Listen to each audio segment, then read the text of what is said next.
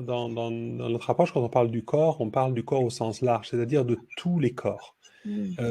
Souvent, la plupart du temps, le seul corps dont on a conscience, si déjà on a conscience de ce corps-là, c'est le corps physique. C'est pas toujours le cas d'ailleurs.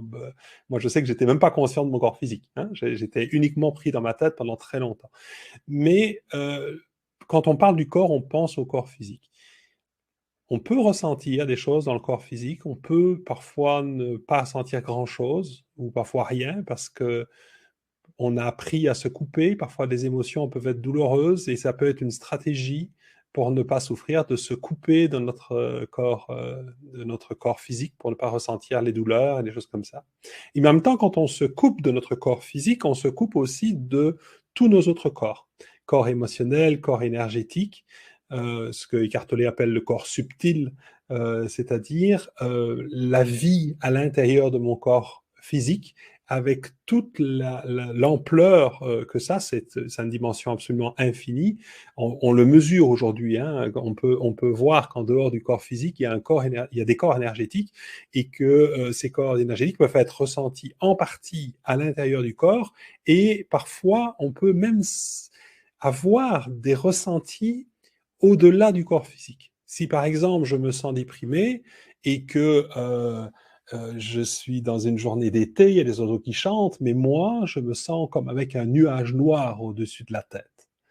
C'est un ressenti. Je ne vais pas forcément le ressentir dans mon corps, je vais plutôt avoir l'impression d'une ambiance, d'une atmosphère lourde, et c'est plus large que ce que je ressens dans mon corps, mais c'est bien un ressenti. Même chose pour les émotions. Si je ressens de la colère, je peux sentir quelque chose de puissant qui va être un peu comme un volcan et qui va aller vers l'extérieur. Si je ressens de la tristesse, quelque chose a besoin de sortir. Et toutes ces émotions peuvent être en partie ressenties dans le corps physique, mais pas seulement. Et parfois, ce n'est pas accessible du tout dans le corps physique. C'est-à-dire que parfois, on a des blessures qui ont été tellement douloureuses qu'elles ont été ce qu'on appelle exilées.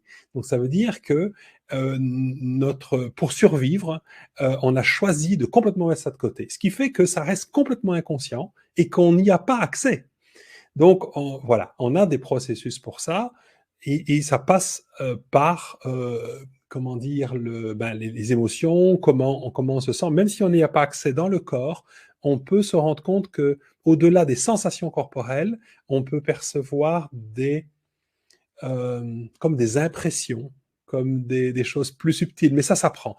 Plus on va se connecter au corps physique, plus on va commencer à avoir accès à tous les autres corps et toutes les perceptions, là où on va avoir accès justement à des messages que l'on reçoit tout le temps, mais qu'on ne perçoit pas quand on n'est pas ancré dans notre corps. Inutile de retrouver la source du rôle quelque part qu'on joue. Est-ce que c'est